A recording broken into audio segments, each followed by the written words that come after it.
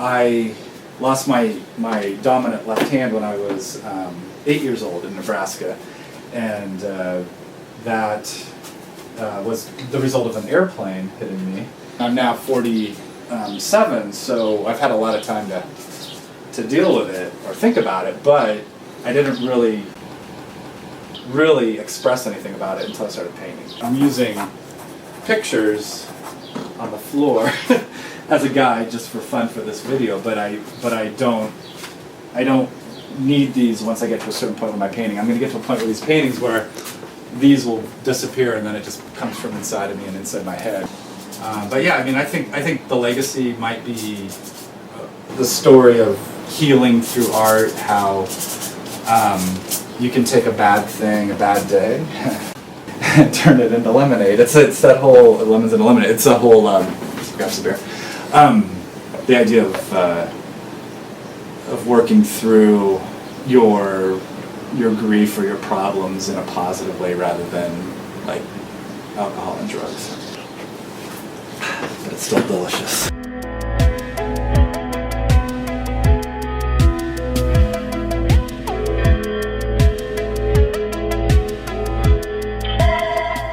I didn't sell anything all day. I was ready to pack up and call it quits, probably never paint again. And some lady who was visiting her son from Connecticut came by and bought like 15 of my paintings.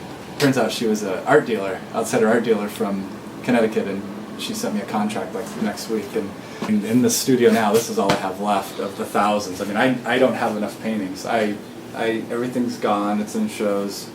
So what I'm creating here today, whether or not I finish it, this will go into my inventory of things that I need to try to sell or show or.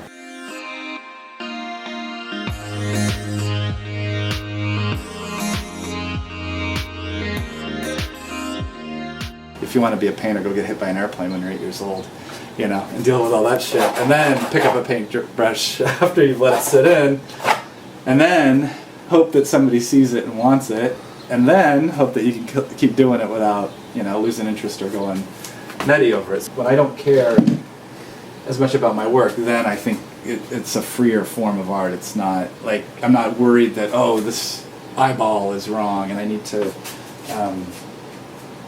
get it right so that people will understand that it's a picture of a person that is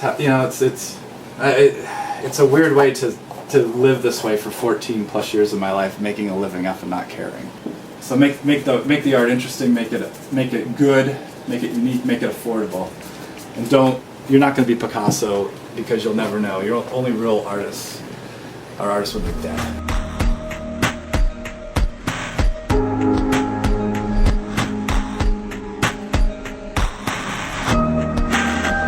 Somebody will know this is my painting. Like, they're not going to be like, oh, is that a Joe Schmo who's a freshman at Corcoran? Is that his work? And they'll go, no, it's not. Like, nobody's painting like me. So, I don't know.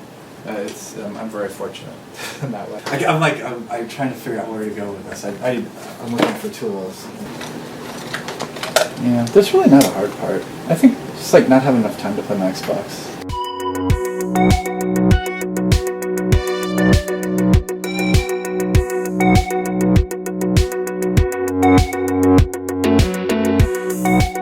This is like a positive thing that the birds, flying up and out, and then this is a little icon I call my trauma cup, which is what I relate to the studio being. It's you put the bad things in one place and you leave it there. You don't let them spill out.